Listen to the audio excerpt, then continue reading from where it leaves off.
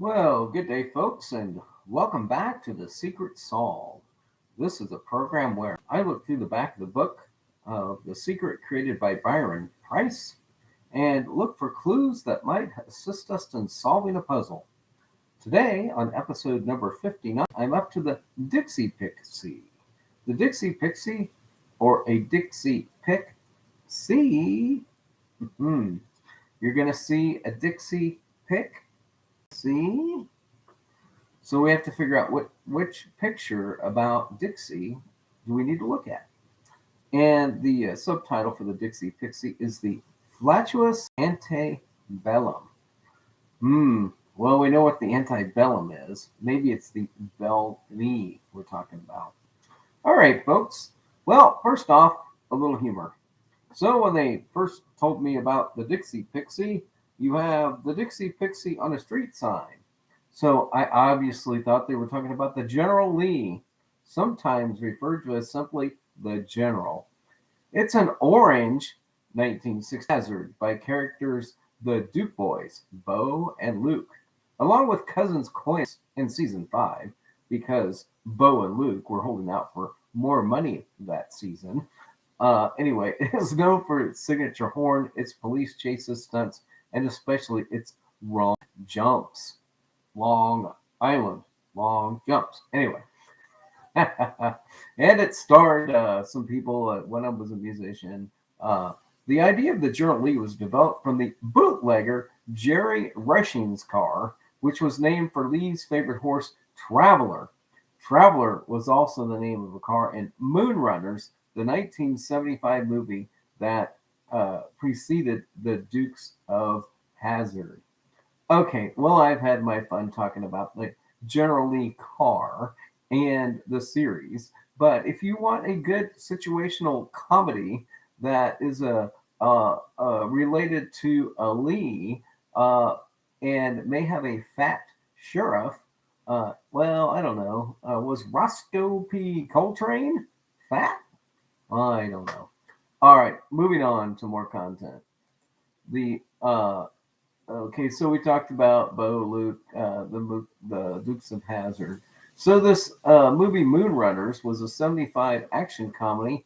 It starred James Mitchell. It was about a Southern family that runs bootleg liquor. It was reworked 4 years later into the Dukes of Hazzard. So this has Balladeer, Wayland General, and we already talked about Bobby Lee, also called Lee, is a smart mouth schemer named after Confederate General Robert E. Lee.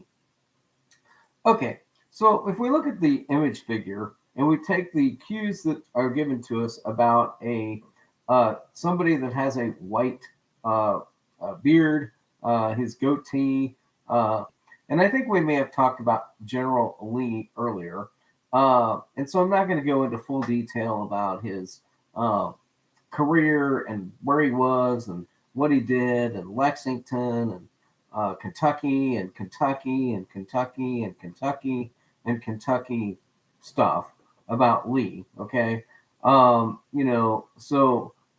just gonna say Kentucky General Lee, Kentucky General Lee, uh, and so that's, I guess, going to be about enough about him. But the one thing about Lee that you do have to understand is that this story, in part, is about slavery. And in 1857, Lee's father in law, George Washington Parke Custis, died, creating a serious crisis when Lee took on the burden of executing the will. Curtis' will encompassed vast holdings and hundreds of slaves, and uh, required Custis' former slaves, quote, to be emancipated by my executors in such a manner as to my executors may seem most expedient and proper. The said emancipation to be accomplished in not exceeding 5 years from the time of my decease. Okay, so anyway, Lee's faced with the challenge of what to do with all of his father in law's slaves, basically. And so that's kind of the theme of this particular article in terms of the slavery and how it uh, relates to uh, the story. But the other thing that is also included here is that if you look at the emancipation would sooner come in the Christian impulse among slave masters before storms and tempests of fiery controversy, such as which occurred in Bleeding, Kansas. Okay, and so there was an active role of Lee with John Brown, uh, and the famous events. I think it had to do with Harper's Ferry, and so I think that might be the other tie-in um, with General Lee in this particular article. There's also connectivity with Lee and Texas as well. And so, all right, I think I've talked about Lee enough. Um, so it talks about the mint julep. It's an alcoholic drink, a cocktail consisting of primarily of bourbon. And we know bourbon is a Kentucky thing. In general, the mint julep is associated with the Kentucky Derby in particular. Okay, so let's look at the Kentucky Derby. The Kentucky Derby is ran at a racetrack called Churchill Downs. In the previous story, we had some information about Downs or Downing. Down, down, dooby dooby down has been a part of the theme in the back of the book. And so if we're talking about Churchill Downs, with Churchill, I believe, being featured in the back of the book, maybe we have some more connectivity to the possibility of a solve in the area of Louisville, Kentucky. Now, unfortunately, the racetrack for Churchill Downs does not lie on the Dixie Highway directly, specifically. But if you look for a general on the Dixie Highway, you maybe have to move a little bit south of Louisville in order to get to the specific location that you need to go. I didn't know what a cloaca is or was. It's a common cavity at the end of the digestive tract for the release of both excretory and genital products in vertebrates. It's also a sewer. But if you look at one of these images has an armored figure who is releasing uh, something from the cavity at the end of the digestive tract. So the authors were smart enough to use a word cloaca in its story in order to give you a clue as to which image to match this to. Moreover, the name of the subname of this particular one is the flatulous antebellum. Flatulous is a fart, something coming, and antebellum is after war, which we just talked about General Lee's. So now we're talking about a general who has something that's coming out of him. Maybe we're talking about blood and guts. So this story in the back of the book circles you back to a general that is on the Dixie Highway.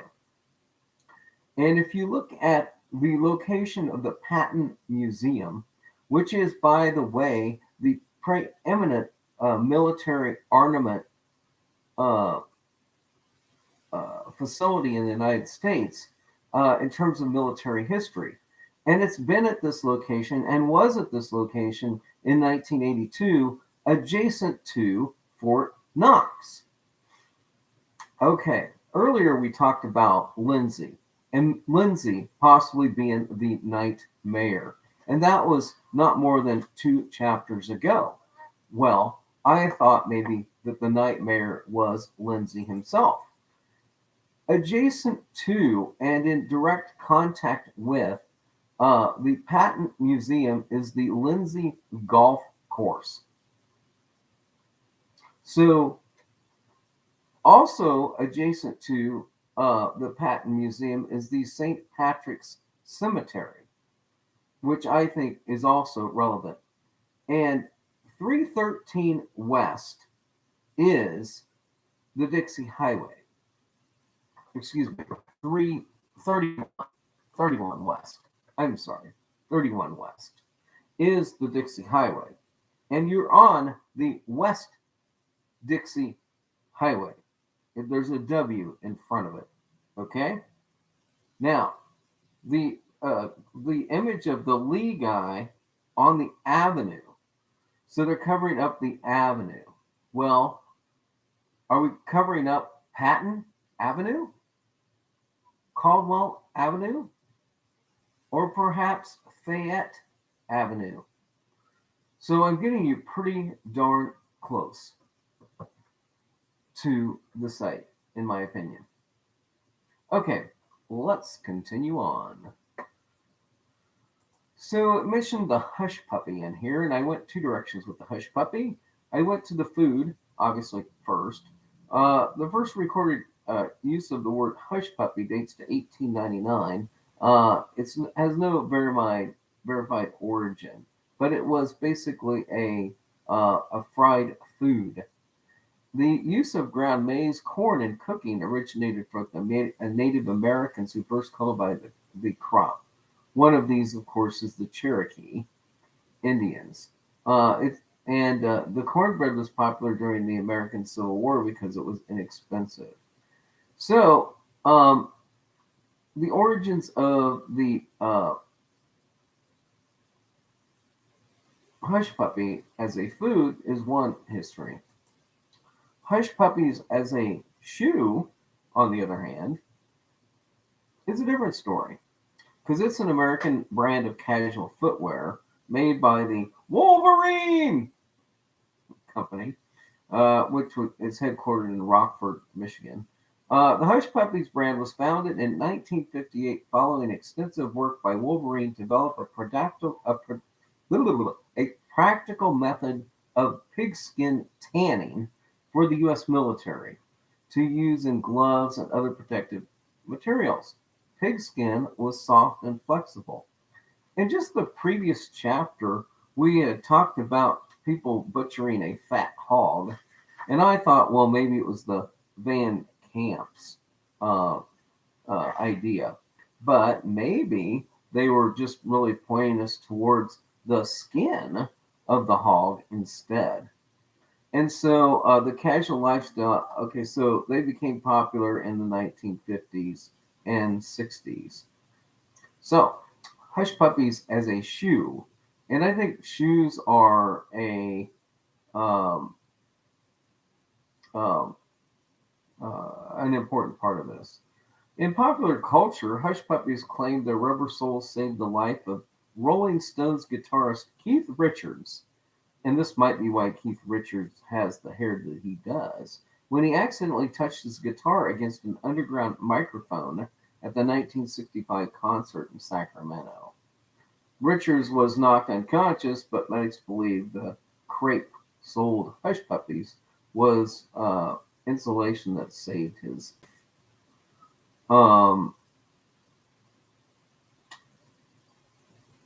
Mikhail Gorbachev invited the brand to be the first American company to do business with the Soviet Union. Oh, you gotta love it when you have a Soviet Union connection to something. Okay, well, I'm going to sink my roots into my next thought, going and circling back to the slavery theme.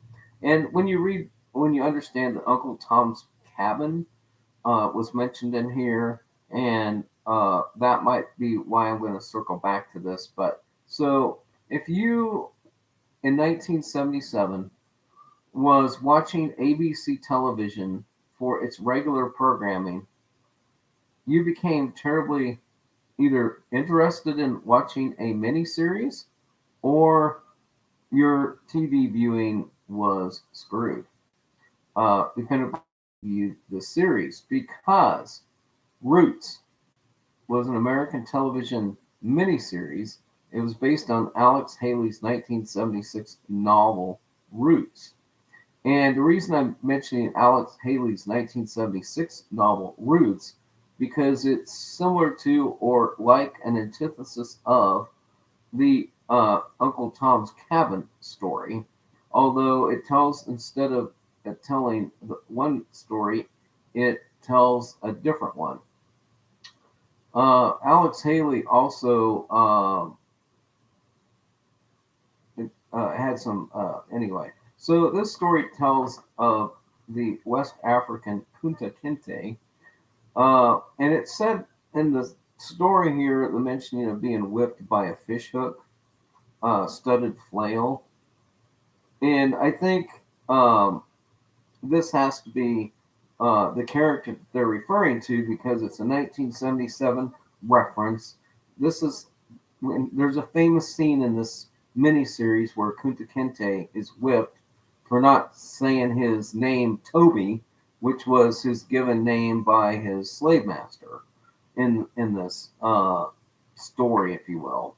And the other thing that I think is that the premise of the story is that Kunta Kinte bonds with a Mandrika wrestler called Kambuka. Uh, and this was part of his manhood training. Uh, so, got some wrestling themes in the actual story of Roots itself. We have the actual uh, flaying uh, uh, in this particular story as well. And believe it or not, somebody else we ran into earlier, Sandy Duncan, plays Miss Anne in this movie. And so there's an adulterous relationship between Dr. William uh, Reynolds and John Reynolds' wife, uh, Linda Day George, produces a daughter named Miss Anne, which was Sandy Duncan, who John believes is his own. Miss Anne and Kizzy become playmates and best friends despite the social confines of Southern plantation culture.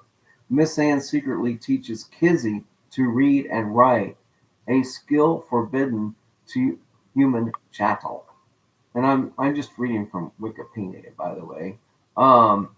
So basically, Sandy Duncan plays a white character in this uh, miniseries who teaches a black character to read. Okay. And this then has the Civil War theme as well in the movie Roots. There's a scene in which several local white men are wearing white hoods. And then it takes you to the post-war days where they talk about another whipping of Tom.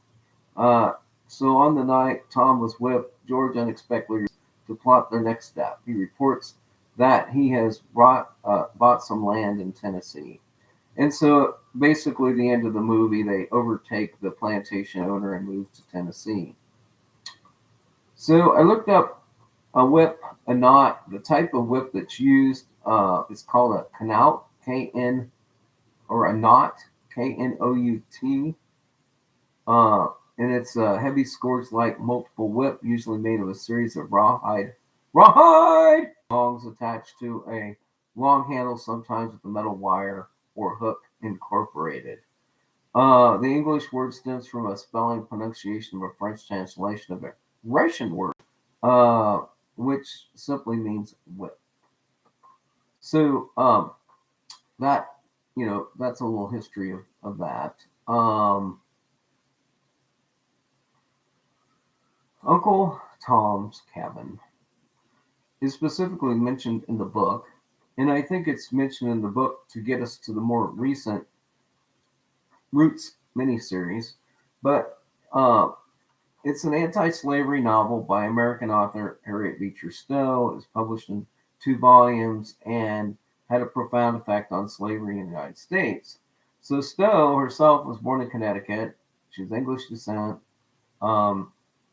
She based her story on the life of Josiah Henson, formerly a slave, now inhabitant of Canada, as narrated by himself, which was an 1849 novel. The point I'm making here is that Josiah Henson ended up settling in Quebec, or the Quebec area of Canada. She was inspired also and lived in Brunswick, Maine. We've circled around this Brunswick before, and I don't know if it's just to give us confirmation. And we've circled around the Bowdoin College, Bow Down College, Bow Down College. I'm probably mispronouncing that on purpose. Anyway, so for the sake of the people who wrote this, if they're watching, they'll understand that I got their little clever humor that was involved there. And so anyway, we've circled and we've found Bowdoin College a couple of times. So the book was published. The plot of the book, has to do with there's a riverboat on the Mississippi, and then there's a life in New Orleans. So the people that like Louisiana and New Orleans for solid location are probably batting their eyes at this information on this story and saying it's got to be Louisiana, it's got to be New Orleans, because in the back of the book they talk about this story. Well, I'm telling you that the key information I don't believe is this story. I think it's the story about roots. But if you like this, there's the Cincinnati type of information, St. Clair, Simon Legree, Simmons again.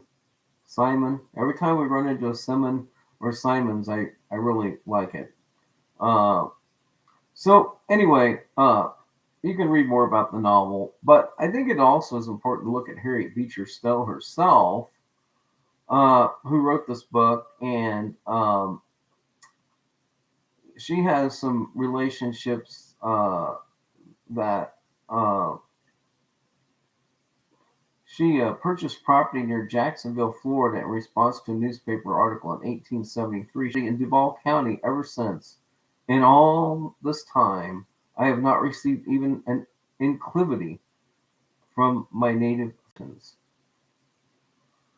So anyway, she settled and has connection to Jacksonville, Florida, or at least Florida. So she died in Connecticut. An illustration of the struggle within. So the next mention, specifically in the back of the book, is to the book Gone with the Wind. Gone with the Wind. So is the Chicago Cask. It's gone with the Windy City. It's already found. So Margaret Mitchell wrote the book Gone with the Wind, and it's was made into a movie by Selznick, David O. Selznick, which I think is important to understanding some information about the solve out, if you like a solve in the Hollywood area of California. But the plot of the America is again, we're talking about the antebellum, which is the American Civil War period, where Scarlett O'Hara lives in Tara. Okay, did we just not in the previous chapter talk about O'Hare Field? And maybe to go from O'Hare to O'Hara and having a link there might be too far apart. I don't know. But we've got a plantation, again, the slavery thing. And, there's, again, it's another story about slavery, antebellum, bellum period in that same type of year.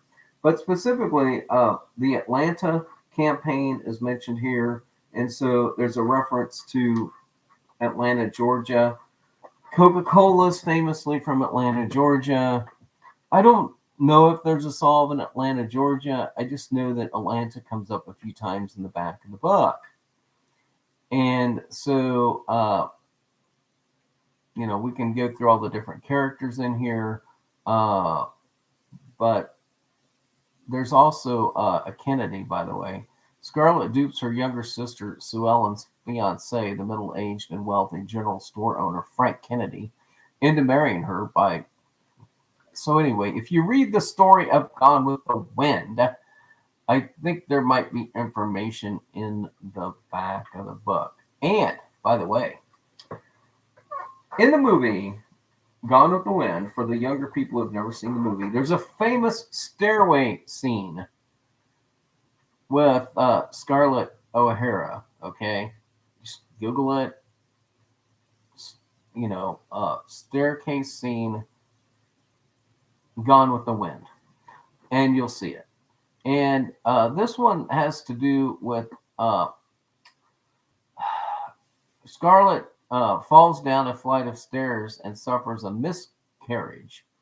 While recovering, tragedy strikes again. Bonnie dies while attempting to jump a fence with her pony. And Scarlett and Rhett visit Melanie, who has suffered complications from a new pregnancy. On her deathbed, as Scarlett consoles Ashley, Rhett prepares to leave Atlanta, having realized that it was him and not Ashley she truly loved all along. Scarlett pleads with Rhett to stay, but he rebuffs her and walks away into the morning fog.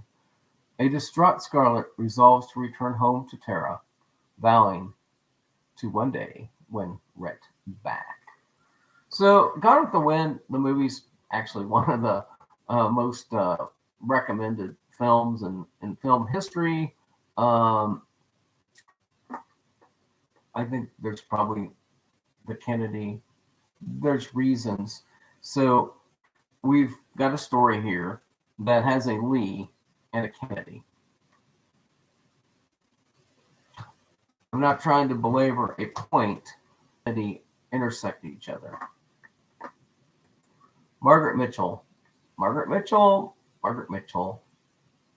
Shall we view the 3 stories of Margaret Mitchell? Because that's all there are, folks. There are only 3 stories that Margaret Mitchell wrote as known to the general public in 1982. Now, there have been, since 1982, stories that have been attributed to Margaret Mitchell. But at the time of the printing, there were 3 stories of Mitchell. Another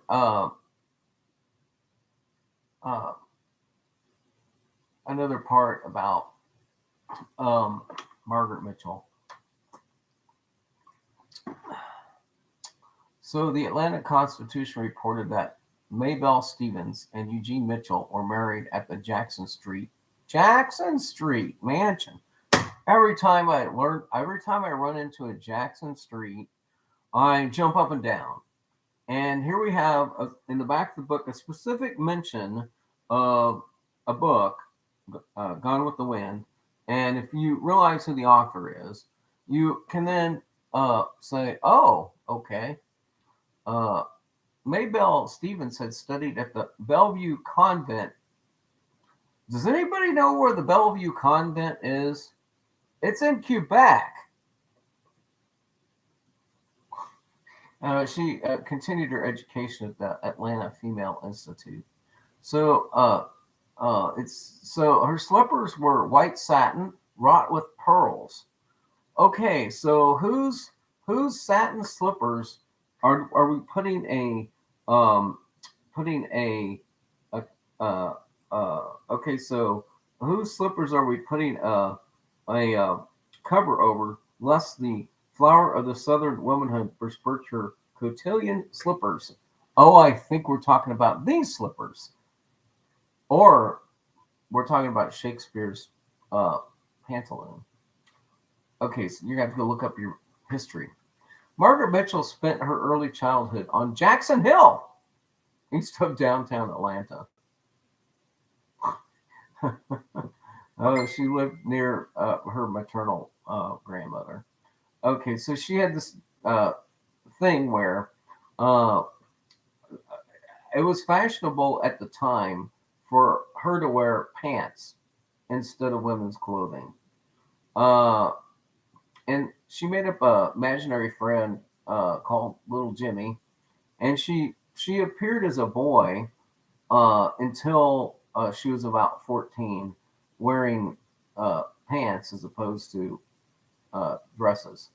And the reason this was because in an accident that was traumatic for her mother, although she was unharmed, Mitchell was about 3 years old. Her dress caught on fire on an iron grate, excuse me. Fearing it would happen again, her mother began dressing her in boys' pants. So her mother called her Jimmy.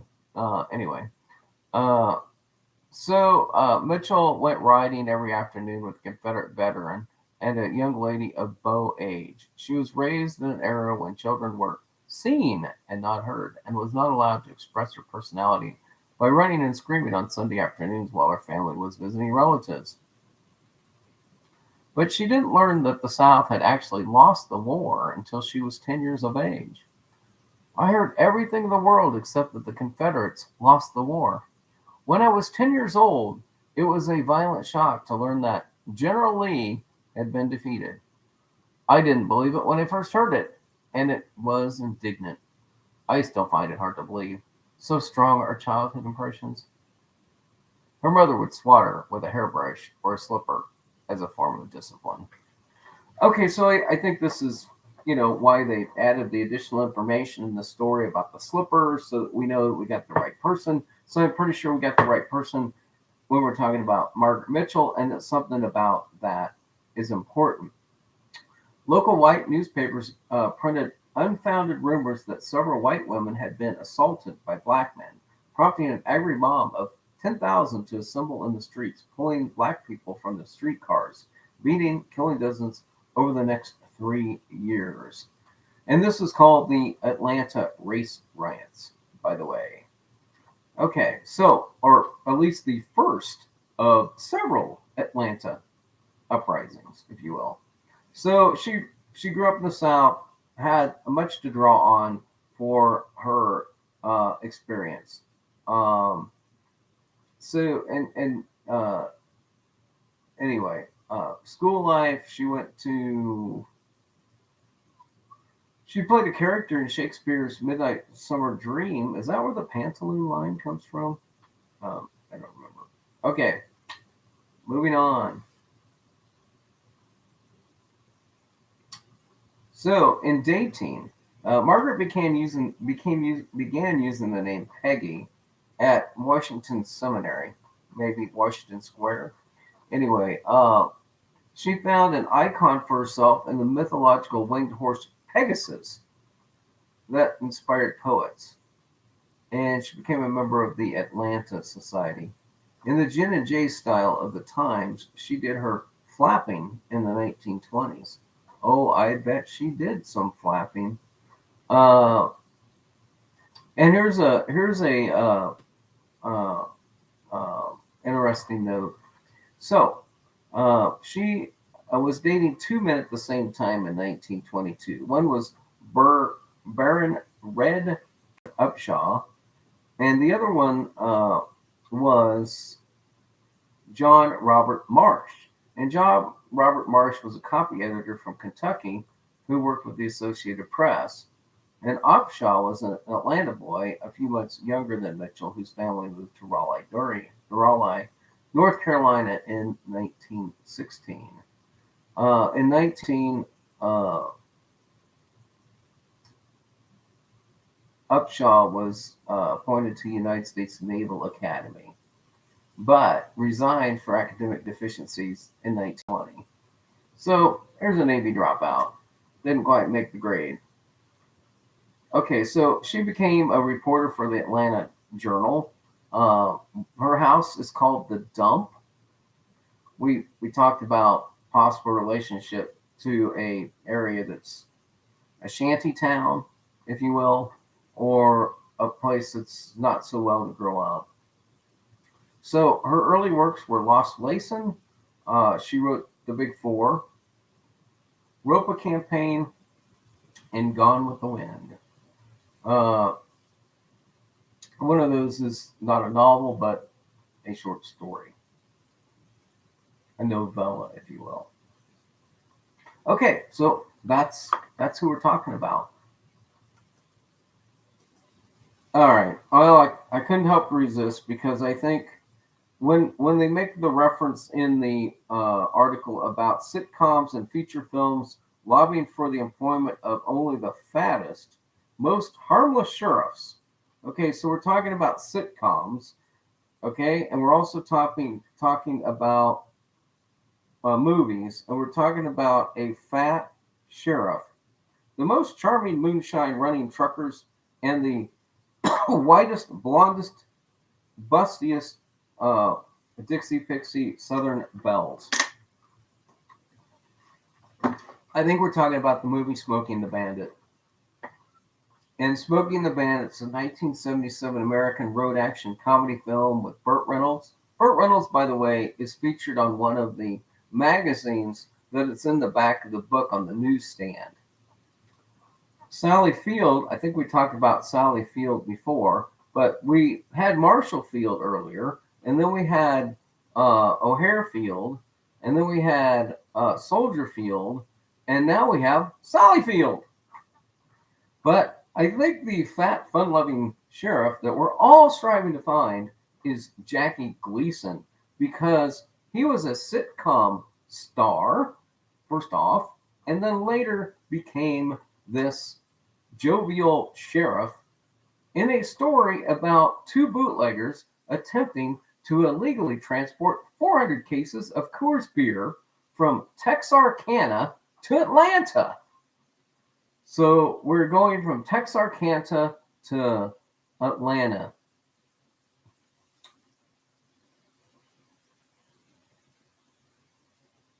So we are eastbound down, we're rolling them up, and we are trucking.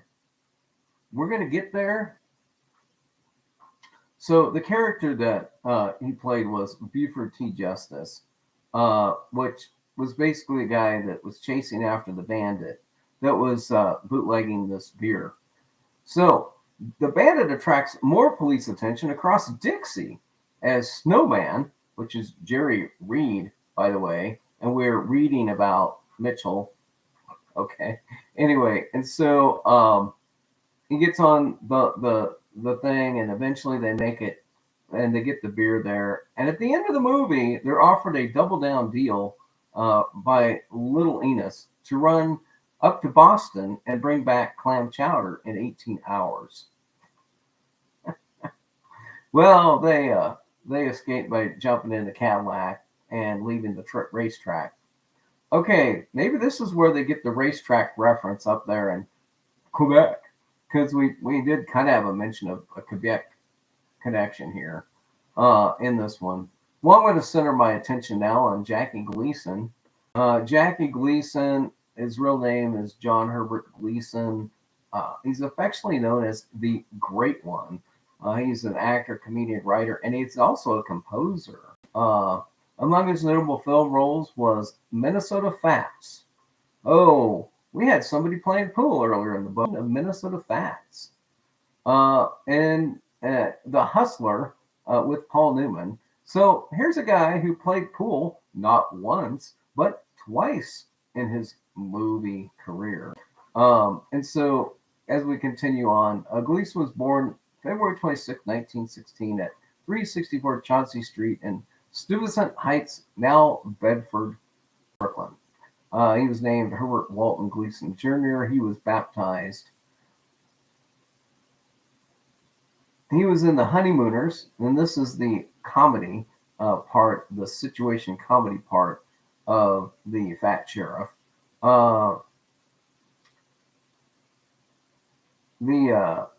Once it became evident that he was not coming back, May went to work at a subway attendant for the Brooklyn Manhattan Transit Company. His father abandoned the family. Young Gleason began hanging around with a local gang, hustling pool. He went to the John Adams School in Queens.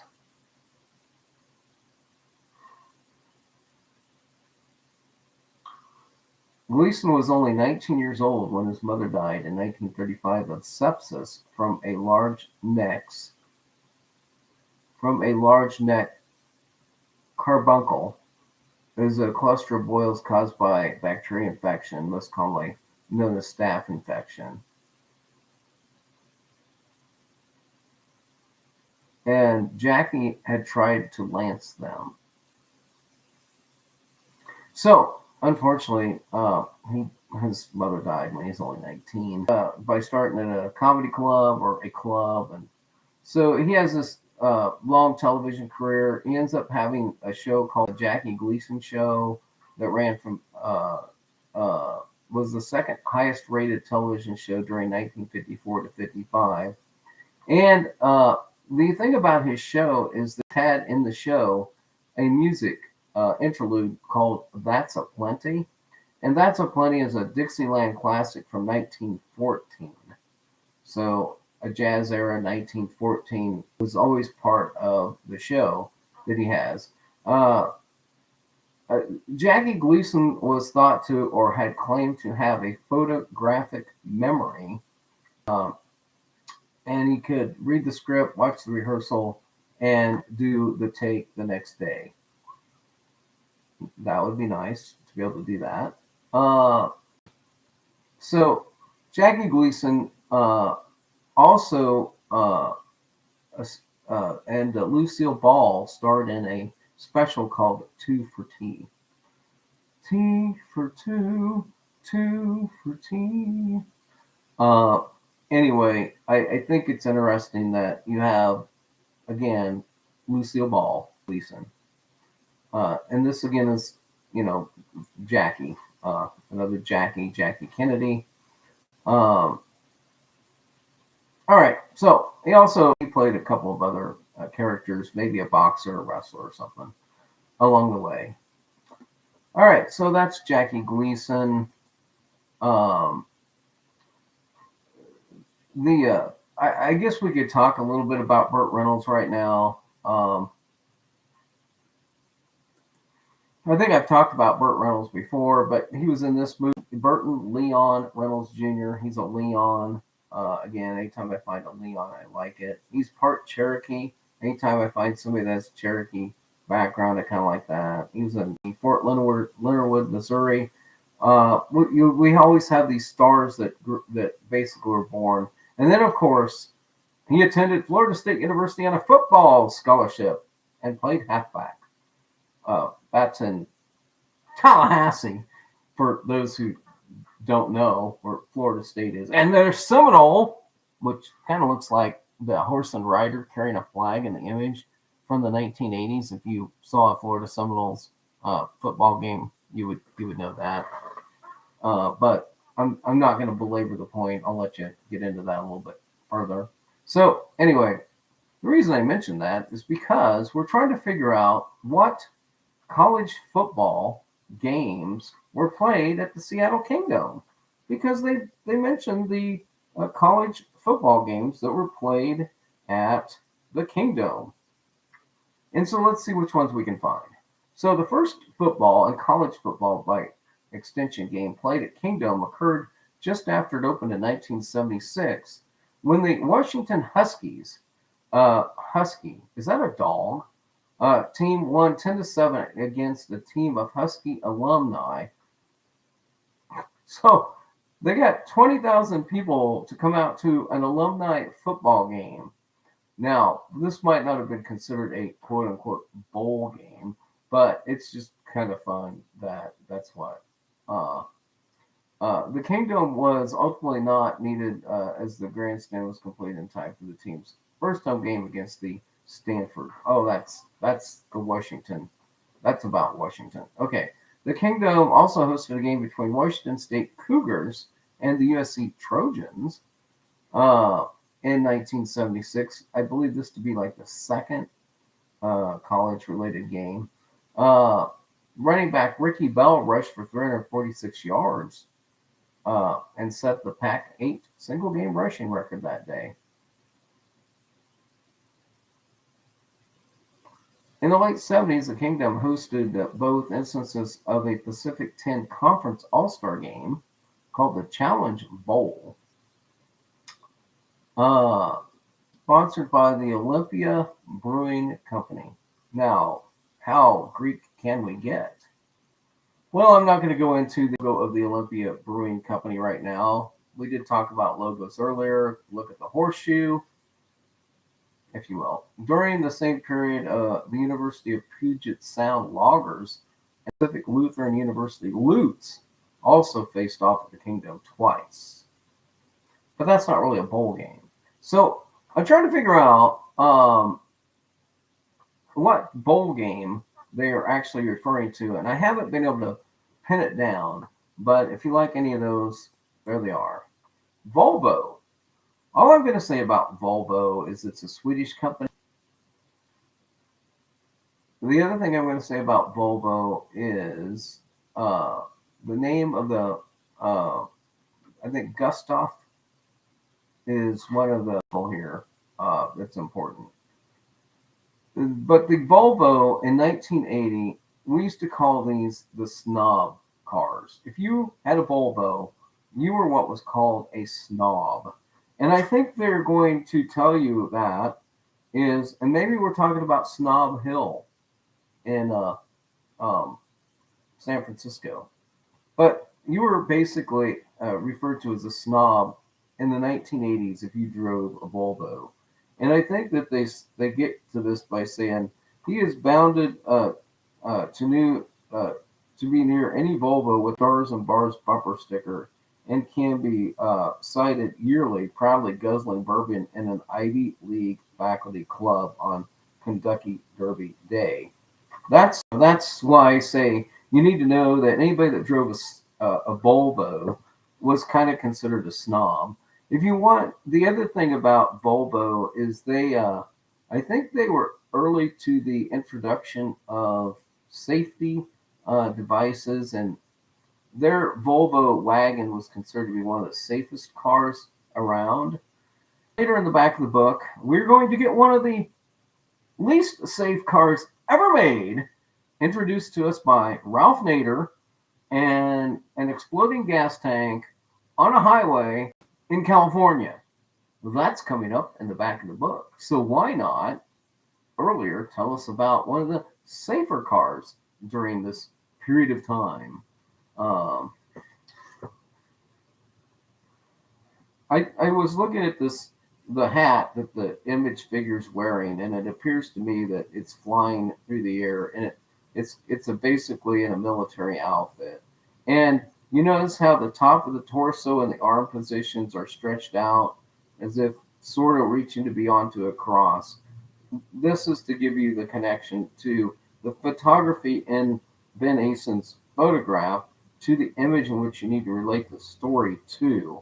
So this gives you that pairing with the image of, I'm just going to call him General Patton, who is in an armed out position with his guts coming out.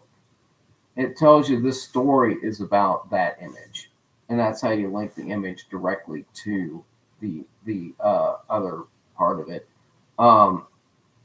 So I guess we've covered that. What else do I have? I talked about the antebellum.